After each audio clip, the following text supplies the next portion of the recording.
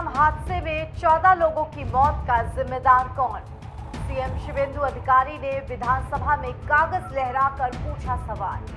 हादसे के बाद खुलने लगी भ्रष्टाचार की परतें, तोड़े टीएमसी के होश। फाल्टा के पुष्पा जहांगीर की तरह क्या मिट्टी में मिलेंगे तारा तला के गुनहगार?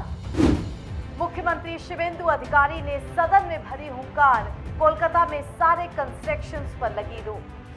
मेयर फिरहाद हकीम ने किए थे किन कागज पर साइन, और कौन है काली बाबू जिनके नाम पर चलता था पूरा सिंडिकेट? बेईमानी की जिस साठगांठ से मासूम मजदूरों को जिंदा ही मलबे के नीचे दफन कर दिया गया। नमस्कार, बहुत स्वागत आपका कंटाप न्यूज में। आपके साथ मैं हूं ऐश्वर्या। बंगाल की जनता इंतजार कर रही है कि इंसाफ कब मिलेगा, कब बंद होंगे ऐसे हादसे जो बेकसूर मासूमों की बलि चढ़ा देते हैं। कोलकाता के दर्दनाक तारातला हादसे के बाद सीएम शुभेंदु अधिकारी फुल एक्शन मोड में आ चुके हैं। इस मामले में अब काफी सारे राज भी खुलने के लिए तैयार हैं। सीएम शुभेंदु अधिकारी के हाथों भ्रष्टाचार के वो कागज लग चुके हैं जिससे सारा कच्चा चिट्ठा खुल जाएगा, और उन्होंने भरे सदन में ये कागज लहराकर बोल भी दिया है कि इस बार किसी भी गुनाहगार को बख्शा नहीं जाएगा। फाल्टा के पुष्पा यानी जहांगीर खान को जेल पहुंचाने के बाद अब नंबर आया है कोलकाता के मेयर फिरहाद हकीम का। सीएम शुभेंदु अधिकारी ने विधानसभा में जो कागज दिखाए, जो फाइलें लोगों के सामने रखी, वो बताने के लिए काफी है कि तारातला का हादसा इतने बेगुनाहों की जाने ये कोई इत्तेफाक या गलती नहीं थी। ये घटना सीधे तौर पर टीएमसी राज की लापरवाही और कटमनी के खेल को दर्शाती है। आपको बता दें कि पश्चिम बंगाल की राजधानी कोलकाता के तारातला इलाके में एक गोदाम के निर्माण का काम चल रहा था जो कि ढह गया। 3 मंजिला निर्माणाधीन गोदाम की छत ढहने से उसके मलबे के नीचे कई मजदूर दब गए। शुरू में इस हादसे में 5 लोगों की मौत की खबर आई, जो तुरंत बढ़कर 11 हो गई, और अब यह आंकड़ा 14 पहुंच चुका है। और इसी के साथ कई ऐसी जिंदगियां भी हैं जो अभी अस्पताल में जिंदगी और मौत से जूझ रही हैं। देखिए, हादसा तो बहुत बड़ा है, लेकिन जिस तरीके से तुरंत 12-7 बजे दोपहर हादसा हुआ, 12:45 1 से ही काम शुरू कर दिया। कलकत्ता पुलिस, सिविल डिफेंस और केएमसी के लोग 1:30-2 बजे से ही वहां joint CP, KMC commissioner, CP, civil defence, fire brigade के लोग मॉनिटरिंग करना चालू कर दिया।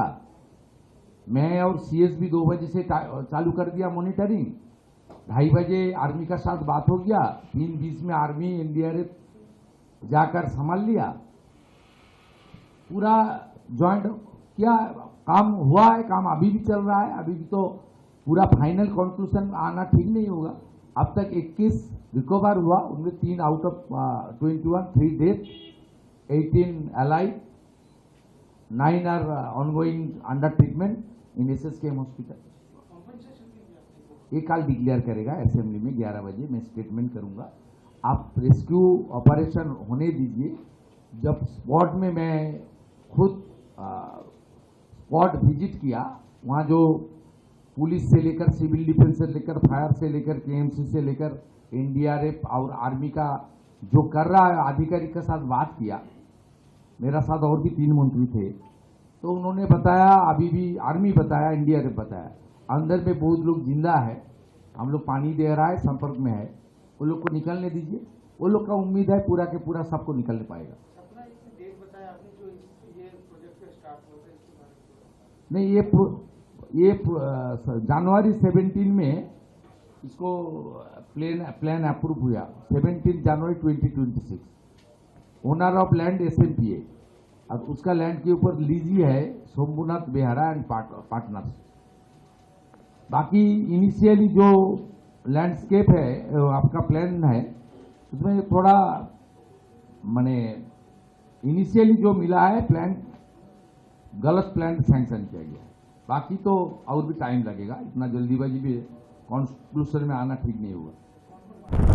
अब मुख्यमंत्री शुभेंदु अधिकारी ने एक तरफ मीडिया से बात करते हुए इस हादसे को समझाया है, तो दूसरी तरफ बेहद कड़क अंदाज में सदन के अंदर कह दिया कि इस करप्शन के पूरे सिंडिकेट को मिट्टी में मिला दिया जाएगा। साथ ही उन्होंने विधानसभा में वो नक्शा और फाइलें भी दिखाई जिन पर कोलकाता नगर निगम के पूर्व मेयर फिरहाद हकीम के दस्तखत साफ साफ दिख रहे थे। कोई छोटा बच्चा भी ये समझ सकता है कि जिस कंस्ट्रक्शन के काम में शुरुआत से ही इतनी भयानक कमियां थी, आखिर उसको इतने बड़े लेवल पर कैसे एक के बाद एक हरी झंडी मिलती चली गई और बतौर मेयर फिरहाद हकीम ने इस पर कैसे साइन कर दिए। साथ ही वो काली बाबू कौन है जिनके नाम के बिना कोई फाइल कोलकाता में आगे ही नहीं बढ़ती थी, ये सब आपको बताएंगे। पहले सुनिए मेयर फिरहाद हकीम का वो बयान जो उन्होंने इस घटना के बाद दिया है।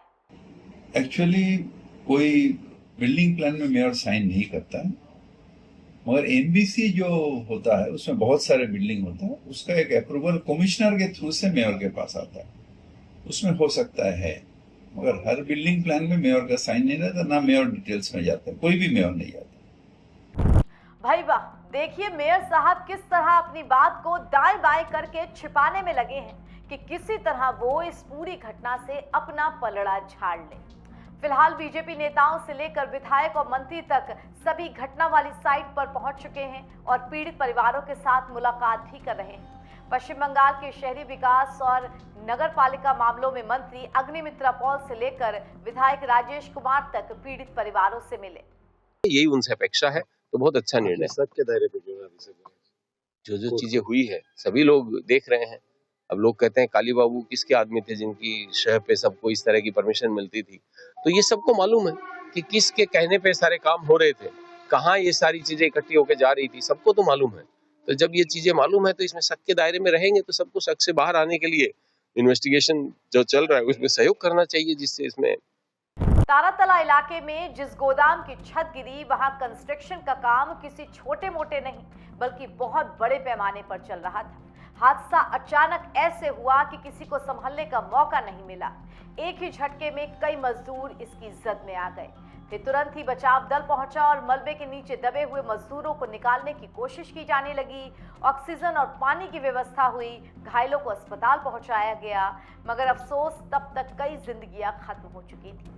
अब सवाल ये उठ रहा है कि इतने बड़े नक्शे में किस किस स्तर पर गड़बड़ी हुई, या फिर ऊपर से लेकर नीचे तक सभी कमीशन खोर बैठे थे जो अपनी जेबें गर्म होने के बाद किसी भी कागज पर साइन करके फाइल को आगे बढ़ा देते थे, बिना ये देखे कि ऐसी बिल्डिंग कभी खड़ी हो भी पाएगी या नहीं। अब मुख्यमंत्री शुभेंदु अधिकारी ने कड़े निर्देश जारी करते हुए 31 जुलाई तक सिर्फ अस्पतालों और आपातकालीन क्षेत्रों को छोड़कर बाकी सभी जगह पर कंस्ट्रक्शन साइट्स पर पूरी तरीके से पाबंदी लगा दी है।